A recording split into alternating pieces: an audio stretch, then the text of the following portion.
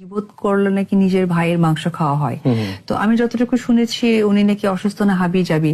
বুবলিকে মিথ্যাবাদী বললেন ঢালিউড কুইন অপু বিশ্বাস। বুবলিকে চরম লেভেলের মিথ্যাবাদী বললেন অপু বিশ্বাস। আকারে ইঙ্গিতে রীতিমতো বুবলির দিকেই যেন তীরটা ছড়লেন ঢালিউডের একমাত্র জনপ্রিয় নায়িকা অপু বিশ্বাস। ভাই রে ভাই, খেলা কিন্তু চরম লেভেলে আবারও শুরু হয়ে গিয়েছে। কারণ বুবলি আপু আন্ডারগ্রাউন্ড হচ্ছে কোথায় আছে সেটা আমরা জানি না, বাট শীঘ্রই হয়তো মিষ্টি খাবো। হ্যালো এভরিওয়ান, আসসালামু আলাইকুম। শিমুল আছি আপনাদের সঙ্গে। গিবত গাওয়া, অন্যের বিষয়ে কথা বলা, আমি এটা না আমি সেটা না, মানে ওয়ান কাইন্ড অফ হচ্ছে বুবলি আপুর প্রেগনেন্সি নিয়েই আকার ইঙ্গিতে অপু বিশ্বাস বললেন আসলে আমাদের ঢালিউড কুইন, আমাদের গর্ব বাংলা সিনেমার, যার নামের উপরে সাকিব অপুর নামের উপরে সিনেমা ইন্ডাস্ট্রি হিট হতো। যাই হোক, সেদিকে যেতে চাই না, বাট আকারে ইঙ্গিতে কিন্তু আপনারা পয়েন্টটা মিলাবেন। নিশ্চয়ই শুরুতে একটা ভিডিও দেখছেন আপনারা, আকারে ইঙ্গিতে কিন্তু ওই দিকেই তীরটা ছোড়া হয়েছে। আপনারা বুবলির ভক্ত যারা আছেন তারা নিশ্চয়ই বুঝে গিয়েছেন যে এটা আপনাদের ঢালিউড সুপারস্টার লেডিকে টার্গেট করে বলা হয়েছে।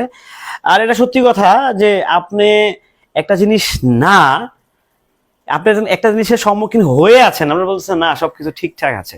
সো সিম্পল, যেটা জাতি দেখতেছে, যেটা মানুষ দেখতেছে, সেটা হয়ে আপনারা হয়ে আছেন, এটার ক্রিটিক্যাল মোমেন্টে আপনি আছেন, তারপর বলছেন না সবকিছু everything is free and fair.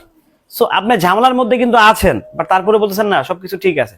So সেটাই বললেন আর কি ঢালিউড কুইন অপু বিশ্বাস। মানে মোটামুটি এটা আসলে কি বলবো, মানে এটা জাস্ট একটা অন্যরকম একটা খেলা শুরু হয়েছে, যেই খেলাটার জন্য আমরা নিজেরাও খুব অপেক্ষমান ছিলাম যে কবে কবে আবার কবে শুরু হবে। সো ফাইনালি শুরু হয়ে গিয়েছে। আমি আশা রাখছি, আমি আশা করছি। আসলে অপু বিশ্বাস যেটা বলছে এটা খারাপ কিছু বলে নাই, দোষরা কিছু বলে নাই। উনি সত্যটাই বলার চেষ্টা করছেন, উনি সত্যটাই বলছেন।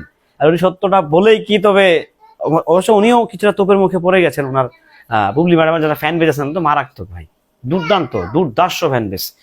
এদেরকে কিছু বলা যাবে না ভাই, কিচ্ছু বলা যাবে না, ঠিক আছে।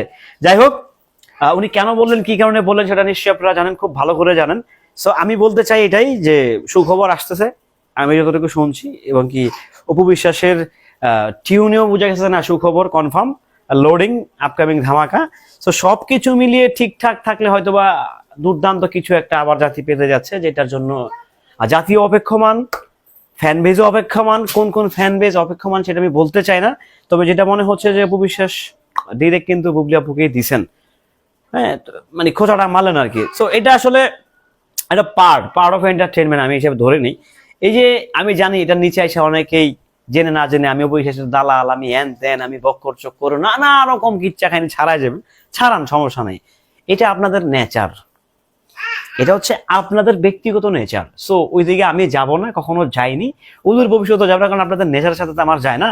তো যেটাই বলুক আর যেটাই বলেন না বলেন, অপু বিশ্বাস যা বলছে একদম জায়গা মতো বলছে, জায়গা মতো বলছে ভাই। আপনারা মানেন বা না মানেন, উনি কিন্তু খোসাটা বুবলিকেই মারছে।